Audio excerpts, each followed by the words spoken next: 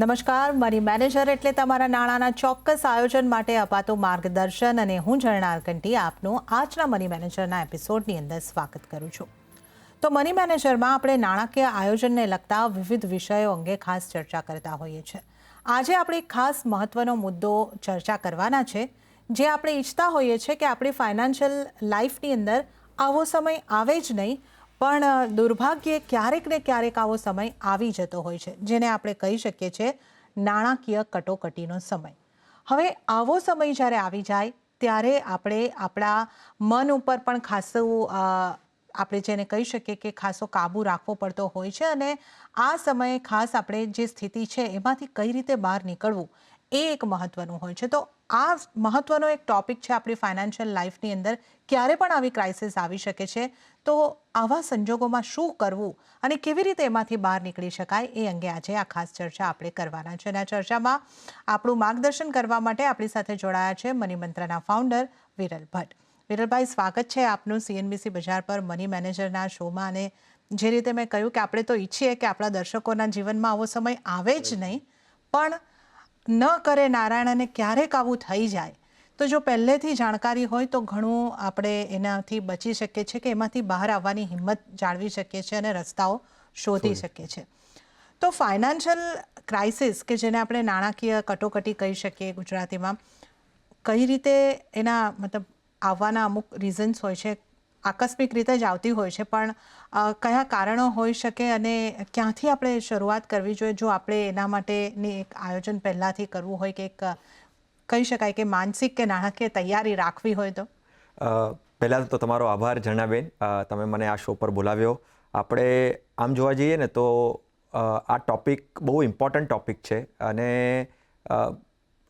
ઘણી વખત એવું બનતું હોય છે કે લોકોના જીવનમાં આ અનએક્સપેક્ટેડલી આવી જતી હોય છે કટોકટી. અને ઘણી વખત એવી રીતે પણ આપણને જોવા મળ્યું છે કે જ્યારે આવી કટોકટી આવે છે, આવા ક્રાઇસિસ આવે છે, ત્યારે એ ખોટા પગલાઓ એમના જીવનમાં લઈ લે છે. અને આ ખોટા પગલાઓ એ જીવનમાં ન લે અને એને કેવી રીતે સરખી રીતે સારી રીતે એને ઓવરકમ કરી શકે, એના માટે આપણે આજે આ ચર્ચા કરવી જરૂરી બહુ જ છે. કારણ કે તમે જોશો ને તો લોકોના જીવનમાં લોન્સ વધી જાય છે, ડેટ વધી જાય છે, રાઈટ? લોકોના જીવનમાં લોકો એમ કહે છે કે હું સેવિંગ્સ નથી કરી શકતો. શું કામ સેવિંગ્સ નથી કરી શકતો? કારણ કે મારા એક્સપેન્સીસ બહુ બધા છે. હું સ્પેન્ડિંગ કરું છું, પણ સ્પેન્ડિંગ સાથે સાથે ઓવર સ્પેન્ડિંગ થતું જાઉં છું. તો આ બધી વાતો જે છે ને, એને જીવનમાં એ લોકો કેવી રીતે કાઢી શકે અને કયા એવા એક્શન પોઈન્ટ્સ એ લઈ શકે કે જેનાથી આ જે બધી સિચ્યુએશન્સ છે ને એ એના જીવનમાંથી ધીરે ધીરે નીકળતી જાય. મને લાગે છે સૌથી પહેલાં તો છે ને આ વાત જે થાય એમના જીવનમાં એને પહેલાં સ્વીકારવી જોઈએ. સ્વીકારવી જોઈએ એટલે શું, કે ઘણી વખત લોકો છે ને ઇગ્નોર કરતા હોય, કાં અવોઇડ કરતા હોય, કે એમ વિચારતા હોય કે આમ ગિલ્ટ અનુભવતા હોય કે ના આ તો થોડી કંઈક મારા જીવનમાં આવી શકે કે થઈ શકે હવે, અને કોને હું કેવી રીતે કહું કે આ મારા જીવનમાં આવ્યું છે. આ બહુ જ પ્રેક્ટિકલ વાત છે. પહેલાં તો લોકોએ એ સમજવું જોઈએ કે ડેફિનેટલી તમે તમારું એક લાઈફ તમે જ્યારે સ્પેન્ડ કરી રહ્યા છો, વિતાવી રહ્યા છો, તો તમારા ફેમિલી સાથે સાથે તમારા જીવનના અમુક તબક્કાઓમાં આવી સિચ્યુએશન થઈ શકે છે. તમને જ્યારે કદાચ તમારી ઇન્કમ એટલી નહીં હોય, રાઈટ, તો તમને કદાચ લોન લેવાની જરૂર પડી હશે. તમારું કંઈક અચાનક જ એવા કોઈ સ્પેન્ડિંગ તમારા જીવનમાં આવી ગયા હોય, તો તમારે એના પર કેવી રીતે તમે એને ઓવરકમ કરી શકો એના માટે તમારે વિચારવું જોઈએ, રાઈટ? તો પહેલાં તો છે ને તમારે, મને એવું લાગે છે કે એ જે સિચ્યુએશન છે ને એને એકનોલેજ કરવી જોઈએ, એને એક્સેપ્ટ કરવી જોઈએ અને આગળ વધવું જોઈએ, રાઈટ? અને હવે એ સિચ્યુએશનમાં જેવી રીતે આપણે શરૂઆતમાં વાત કરી કે એવા કોઈ એવો પગલું એવું ભરવું ન જોઈએ કે ઘણી વખત આપણે સાંભળ્યું છે કે લોકો આવી સિચ્યુએશન આવી જાય છે તો સુસાઇડ કરી લેતા હોય છે. તો આ બધી સિચ્યુએશન ન આવી જોઈએ. પહેલાં તો એક્સેપ્ટ કરવું જોઈએ. અને તમારા એકલાથી આ નથી થયું, એટલે ઘણા લોકોથી આ થતું આવ્યું છે, રાઈટ? હવે એને કેવી રીતે કરેક્ટ કરવું જોઈએ, કેવી રીતે નીકળવું જોઈએ, કેવી રીતે ઓવરકમ કરવું જોઈએ, એના ઉપર વિચારવું જોઈએ. તો એના માટે તો પહેલાં તો એક્સેપ્ટ કરવું જોઈએ અને પછી એ સિચ્યુએશનને એસેસ કરવું જોઈએ. હવે એ સિચ્યુએશનને એસેસ કરવું એટલે એ સિચ્યુએશનને સમજવી જોઈએ કે ક્યાં એક્ઝેક્ટલી પ્રોબ્લેમ છે. શું મારી ઇન્કમ ઓછી છે, રાઈટ, મારી ઇન્કમ ઓછી છે કે મારા એક્સપેન્સીસ વધારે છે, રાઈટ. તો પહેલાં તો તમારા જે ઇન્કમ અને એક્સપેન્સ છે એને લિસ્ટ ડાઉન કરવા જોઈએ. એને ખબર હોવી જોઈએ કે તમે તમારો ખર્ચો જે થઈ રહ્યો છે, કે તમને જે ઇન્કમ આવી રહી છે એ કેટલી છે, બરાબર છે કે નથી, વધારવાની જરૂર છે કે નહીં, રાઈટ. તો એ એક એનાલિસિસ કરવું જોઈએ. પછી તમને ખ્યાલ આવશે કે તમારા જે અમુક તમે ડેટ લીધેલા હશે તો એ ડેટ કેટલા ડેટ છે. એક ડેટ છે એટલે મીન્સ અગર લોન છે તો હોમ લોન જ ખાલી છે કે પર્સનલ લોન પણ છે, કાર લોન પણ છે, રાઈટ, 3-4 જગ્યાઓથી તમે લોન લીધેલી છે, રાઈટ. તો એ ડેટનું પણ એક એનાલિસિસ તમારે કરવું જોઈએ. એટલે પહેલાં તો ઇમ્પોર્ટન્ટ છે કે એને એક્સેપ્ટ કરો, એને એસેસ કરો. એટલે એક્સેપ્ટ કરીને એસેસ કરીને આગળ વધો. ઓકે, તો આ ફાઇનાન્શિયલ ક્રાઇસિસ થઈ છે તો હિંમત નથી હારવાની, તમારે આ સ્થિતિને સ્વીકાર કરવાનો છે. કાગળ પેન લો અને એક નોંધીને તૈયાર કરો કે તમારી આવક કેટલી છે અને કઈ રીતે તમારું આ જે સ્થિતિ છે, તમારી ડેટ કેટલી છે, લોન કેટલી છે, આ બધાની તમારી સામે એક જો યાદી હશે તો તમને સમસ્યા સમજાશે અને સમસ્યા સમજાશે તો પછી આગળ માર્ગ ક્યાંથી શોધવાનો છે એ આપણે હવે આગળ સમજવાનું છે. તો વિરલભાઈ, આ તમે જે વાત કરી ને કે સમસ્યાને અહીંયા આગળ લખો અને જે કારણો જણાવ્યા કે અમુક વખત વધુ પડતા ખર્ચ હોય, આવક ઓછી હોય અને એમાં જો કોઈ અણધાર્યા બનાવ બની જાય તો મુશ્કેલી હજી વધારે તીવ્ર બની જતી હોય છે. તો આપણે ઘણીવાર કહેતા હોઈએ છીએ આપણા નાણાકીય આયોજનના શોની અંદર કે બજેટિંગ મહત્વનું છે. અહીંયા પણ એ મુદ્દો ઉપયોગી થશે? એબ્સોલ્યુટલી ઝરણાબેન, કે આમ છે ને સાંભળીએ ને આપણે છે ને બહુ લોકોએ બહુ સાંભળ્યું હશે, આપણે પણ મની મેનેજરમાં બહુ જ ચર્ચાઓ કરી હશે, પણ જ્યારે આપણે સાંભળીએ છીએ ને ત્યારે બહુ કોમન લાગે છે. પણ હું સાચું કહું કે આમ હું જ્યારે મારા ક્લાયન્ટ સાથે પણ વાત કરતો હોઉં છું ને ત્યારે મેં આ અનુભવ્યું છે કે બજેટ એક હોવું જોઈએ. સ્પેન્ડિંગનું બજેટ છે ને આપણા જીવનમાં છે ને આપણે નથી કરતા. કદાચ એવું બની શકે કે જ્યારે બહુ મોટી આપણે કામો કરવાના હોય છે ને ત્યારે આપણે કંઈક એક પ્લાન વેમાં અને સ્ટ્રક્ચર્ડ વેમાં કરતા હોઈએ છીએ. પણ જ્યારે આપણે રોજ આપણે કંઈક સ્પેન્ડિંગ કરતા હોઈએ કે કોઈ એવું સ્પેન્ડિંગ કરતા હોઈએ કે બહુ કોમન સ્પેન્ડિંગ હોય, રાઈટ, તો આપણે છે ને બજેટ નથી બનાવતા. તો મને લાગે છે કે પહેલાં તો આપણે આપણું એક પ્રોપર રિયાલિસ્ટિક બજેટ હોવું જોઈએ. હવે રિયાલિસ્ટિક બજેટ એટલે શું કે ભાઈ મારું જે એક્સપેન્સ છે હું હર મહિને, રાઈટ, હું તો એવી આશા રાખું કે હર દિવસે આપણે ટ્રાય કરીએ પણ બહુ ડિફિકલ્ટ છે.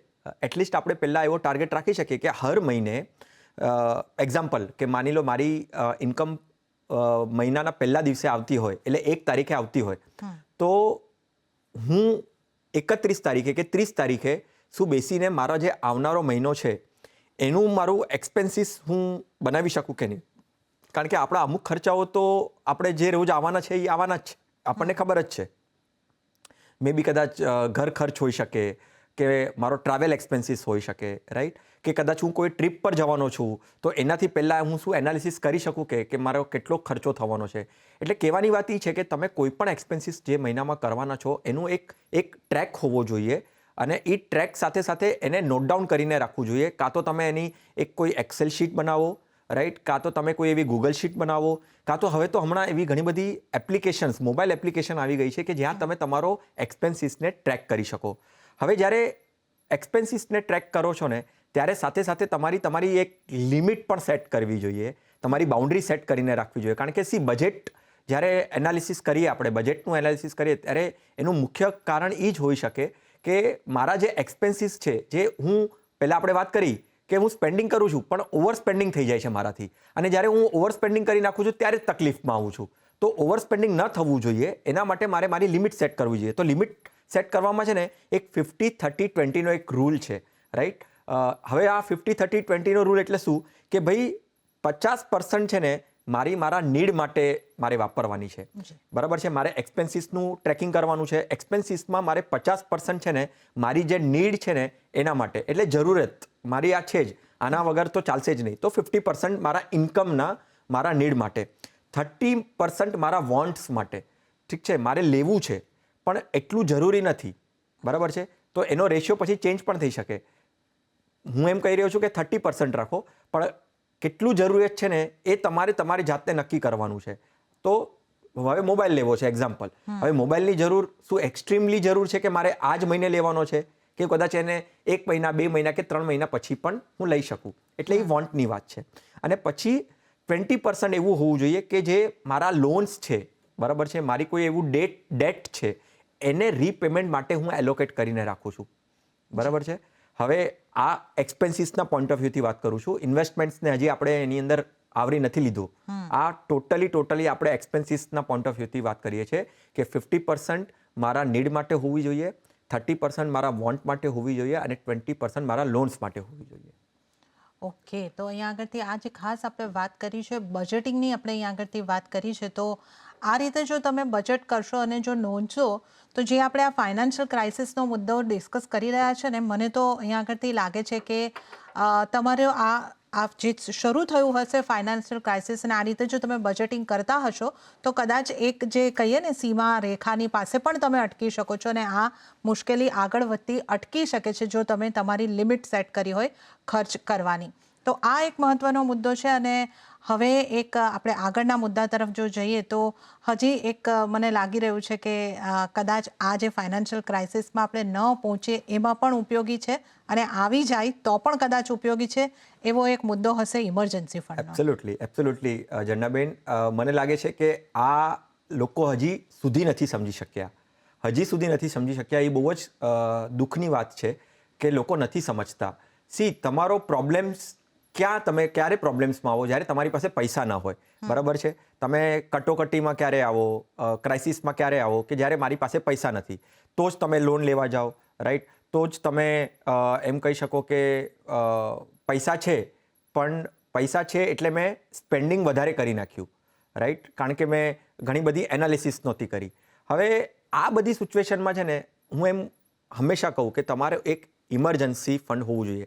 હું એને ક્રાઇસિસ ફંડ પણ નામ આપું. હવે આ ક્રાઇસિસ ફંડ છે, રાઈટ? ઇમરજન્સી ફંડ છે.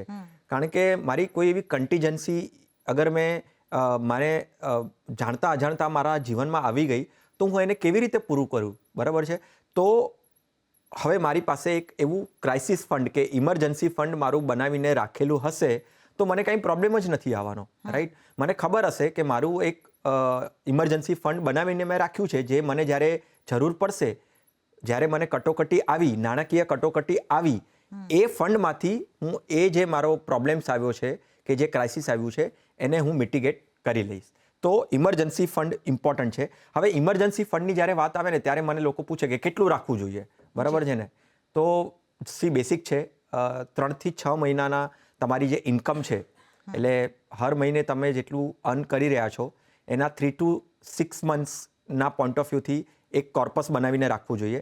એટલે માની લો કે તમે 1,000 રૂપિયા કમાઓ છો, તો 1,000 રૂપિયા કમાઓ છો તો 5 થી 6,000 જેટલું તમારું ઇન્કમનું પ્રોવિઝન તમારું એક ક્રાઇસિસ ફંડ કે ઇમરજન્સી ફંડમાં હોવું જોઈએ. કાં તો પછી તમે એને એક્સપેન્સીસ સાથે પણ બનાવી શકો કે તમે હર મહિને જે તમારો ખર્ચો થતો હોય, હવે 1,000 રૂપિયાને ઇન્કમની વાત થઈ, 1,000 રૂપિયામાંથી કદાચ 500 રૂપિયા તમારો ખર્ચો થતો હશે, તો 500 રૂપિયા જે માની લો 2,500 થી 3,000 જેટલું તમારું એક્સપેન્સીસ 5-6 મહિનાનું, બરાબર છે, એટલું ફંડ તમારું હોવું જોઈએ. એટલે કહેવાની વાત એ છે કે તમારું એટલીસ્ટ 5 થી 6 મહિનાનું ઇન્કમનું પ્રોવિઝન કાં તો એક્સપેન્સીસનું પ્રોવિઝન હોવું જોઈએ, જેનાથી એવી કોઈ પણ એવી ઇમરજન્સી આવે એ તમારા ફંડમાંથી એને મિટિગેટ કરી શકો. અને તમે કદાચ આ કેલ્ક્યુલેશનમાં ન પડવા માંગતા હો અને કદાચ ન થતું હોય એવું પણ પોસિબલ છે, તો બીજું પણ એક છે કે તમે બેઠા 1,000-2,000 રૂપિયા એને ઇમરજન્સી ફંડમાં નાખતા જાઓ, રાઈટ? હર મહિનાના 1,000-2,000 રૂપિયા અલગથી તમારા ઓલા જે ક્રાઇસિસ ફંડ કે ઇમરજન્સી ફંડ કે કન્ટીજન્સી ફંડમાં તમારે નાખી દેવાના, વધારે કાંઈ પણ વિચાર્યા વગર. તો એટલીસ્ટ તમારું એક ઇમરજન્સી ફંડ બનતું જાય છે. અને આજે આપણે નાણાકીય કટોકટી એટલે કે ફાઇનાન્શિયલ ક્રાઇસિસને ઓવરકમ કેવી રીતે કરી શકાય એની ખાસ ચર્ચા કરી રહ્યા છે. આપણી સાથે વિરલ ભટ્ટ જોડાયેલા છે. તો વિરલભાઈ, આપણે આ ફાઇનાન્શિયલ ક્રાઇસિસને ઓવરકમ કરવા અંગે થોડી ડિટેલમાં વાત આજે કરી રહ્યા છે. હવે આગળ જ્યારે આપણે શરૂઆત કરી શોમાં, તમે એક લોનને લઈને પણ વાત કરી કે લોનનું પેમેન્ટ કરી દેવું જોઈએ કે એની પ્રાયોરિટી નક્કી કરવી જોઈએ. તો આ અંગે થોડું વિસ્તૃતમાં સમજાવશો કે આ ફાઇનાન્શિયલ ક્રાઇસિસના સમયે લોન પણ હોય તો કઈ રીતની સ્થિતિ આવે ને આપણે શું કરવું જોઈએ?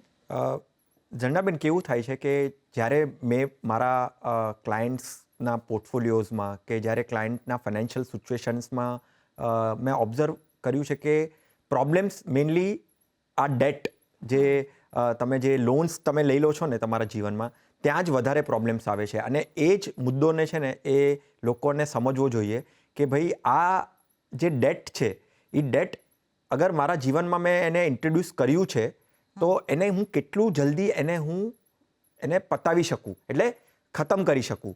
જે મેં લીધેલી જે લોન છે, જે મેં ડેટ છે, એને હું એક પ્રોપર રીતે અગર હું એને સમજીને લઉં છું તો લેવા વખતે તો હું સમજું છું, પણ જ્યારે મેં લીધી છે ત્યારે મારે એને ગાંઠ બાંધી દેવી જોઈએ મારા જીવનમાં કે એને હું જેટલું જલ્દી બને તેટલું એને હું પતાવી દઈશ, એટલે એને ફિનિશ કરી દઈશ, એ લોનને હું ચૂકવી દઈશ.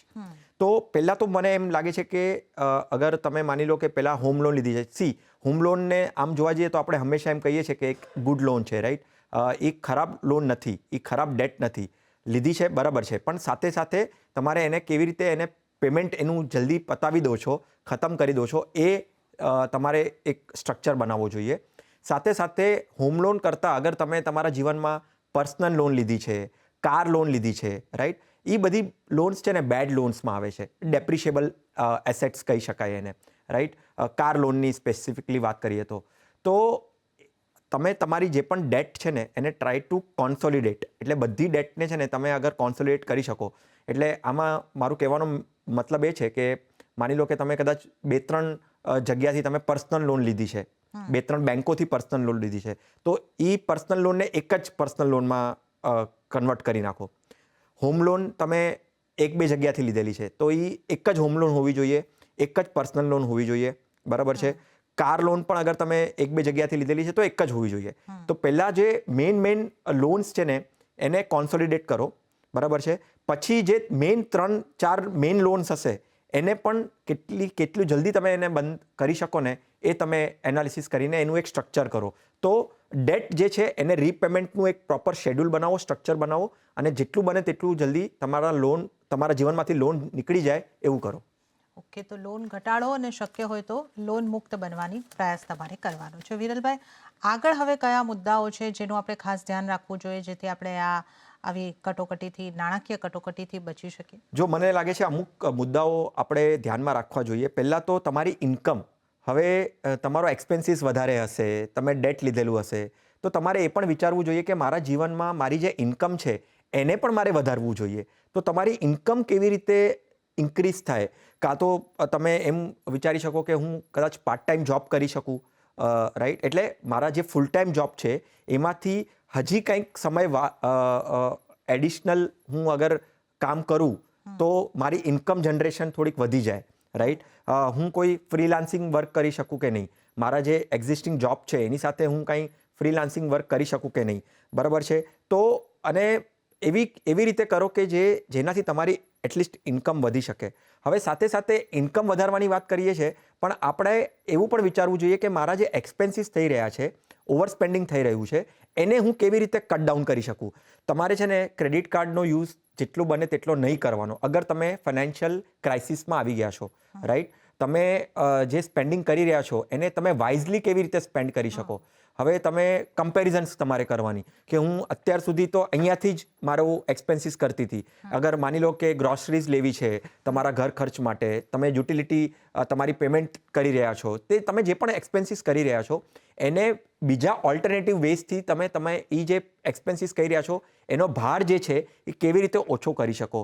હવે આ બધી વાતોમાં છે ને તમારે એ પણ ધ્યાનમાં રાખવું છે કે તમારી સાથે કોઈ પ્રોફેશનલ ગાઈડન્સ દેવાવાળું હોય.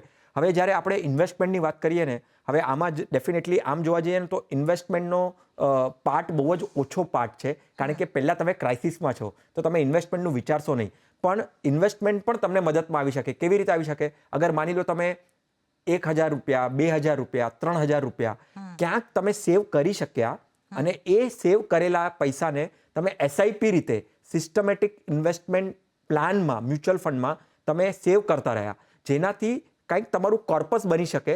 અને સપોઝ તમે જે લોન રીપેમેન્ટની વાત કરી, રાઈટ, કે પછી તમે ઇમરજન્સી ફંડની વાત કરી આપણે, રાઈટ, તો એ બધામાં તમારું જે થોડુંક ઇન્વેસ્ટમેન્ટ થયેલું હશે ને ક્યાંક, એ તમને બહુ જ સારી રીતે કામ આવશે અને તમારા જે ફાઇનાન્શિયલ ક્રાઇસિસમાં છે ને એ ઓવરકમ કરવાનું કામ કરશે. અને એ બધા માટે તમને ડેફિનેટલી એક પ્રોફેશનલ ગાઈડન્સની જરૂર પડશે. તો તમે અગર થઈ શકે તો કોઈ ફાઇનાન્શિયલ એડવાઇઝરને હાયર કરો, જે તમને આ બધી જે ક્રાઇસિસ થયેલી સિચ્યુએશન છે, આજે આપણે પ્રેક્ટિકલ મુદ્દાઓની વાત કરી કે કેવી રીતે તમે એક્શન લઈ શકો, પણ એને હેન્ડ હોલ્ડ કરવા માટે કોઈ સાથે તમારી હશે ને, કોઈ ફાઇનાન્શિયલ એડવાઇઝર્સ હશે ને, કોઈ ફાઇનાન્શિયલ પ્રોફેશનલ હશે ને, તો તમારા જીવનમાંથી આ જે ફાઇનાન્શિયલ ક્રાઇસિસ જે છે, જે કટોકટી છે ને, એ તમે જેટલી બને તેટલી તમારા જીવનમાંથી તમે કાઢી શકશો. જી, એકદમ યોગ્ય વાત તમે કહી કે હેન્ડ હોલ્ડિંગ આ સમયે તો ખાસ જરૂરી હોય છે, અને જો એ યોગ્ય માર્ગદર્શન મળી જાય તો એક મુશ્કેલ પરિસ્થિતિમાંથી સરળતાથી બહાર નીકળી શકાય છે. તો આ તમામ મુદ્દાઓ જે છે કે તમે આવક કેવી રીતે વધારી શકો, ખર્ચ ઘટાડી કેવી રીતે શકો, અને ઇન્વેસ્ટમેન્ટ કરતા રહો, અને એક ફાઇનાન્શિયલ એડવાઇઝરનું હેન્ડ હોલ્ડિંગ લઈ લો તો તમે આવી સિચ્યુએશનમાંથી સરળતાથી બહાર નીકળી શકો છો. પણ વિરલભાઈ, હજી એક મહત્વનો મુદ્દો છે કે આવી સ્થિતિ આવે ને ત્યારે આપણી માનસિક પરિસ્થિતિને જાળવવી પણ મુશ્કેલ હોય છે, અને આવા સમયે ખોટા નિર્ણયો પણ લેવાઈ જતા હોય છે. તો આને માટે પણ તમે કંઈ સમજાવી શકો? જો આમાં કેવું હોય છે કે તમે જ્યારે પણ આવી સિચ્યુએશન્સમાં આવી ગયા, બરાબર છે, હવે આપણે અમુક મુદ્દાઓ તો આપણે ડેફિનેટલી ચર્ચા કરી કે તમે તમારા જીવનમાં લાવીને એને કેવી રીતે દૂર કરી શકો. ડેફિનેટલી સ્ટ્રેસવાળી સિચ્યુએશન હોય છે. ઇમ્પોર્ટન્ટ એ જ છે કે તમે કોઈ પણ નાનું સ્ટેપ લો ને, બરાબર છે, તો એને તમે એઝ અ વિક્ટરી તમે એને ગણો, રાઈટ. તમે એને એ મુમેન્ટને તમારે એક એઝ અ વિક્ટરી તરીકે જોવો જોઈએ. આમાં છે ને તમે કાંઈ બહુ મોટું કરવાની જરૂર નથી. તમે નાની નાની વસ્તુ કરીને, નાની નાની વાતોને ધ્યાનમાં રાખીને છે ને, તમે એ સિચ્યુએશનને ટેકલ કરી શકો છો. બહુ નાની નાની વસ્તુઓ છે. તમને સાંભળીને એવું લાગશે કે આ તો બહુ નાની છે. હવે જેવી રીતે આપણે બજેટની વાત કરી, બજેટ આમ સાંભળીને બહુ નાની વાત લાગશે, પણ એને તમે જ્યાં સુધી પ્રેક્ટિકલિટીમાં તમે નહીં લાવો ને, ત્યાં સુધી નહીં થઈ શકે. અને આમાં મને હંમેશા એમ જ લાગે છે ઝરણાબેન કે આ જે લોન જે છે ને, ક્રેડિટ કાર્ડ છે, ઓવર સ્પેન્ડિંગ છે, હવે આપણી લાઈફસ્ટાઈલ પણ એવી થઈ ગઈ છે ને કે આપણે લાઈફસ્ટાઈલ એક્સપેન્સીસ કરતા થયા છે, રાઈટ. તો આ બધી વાતો છે ને, તમારા જીવનમાં અગર તમે ક્રાઇસિસમાં આવ્યા છો ને, તો તમે એને અવોઇડ કરો. થોડો ટાઈમ લો.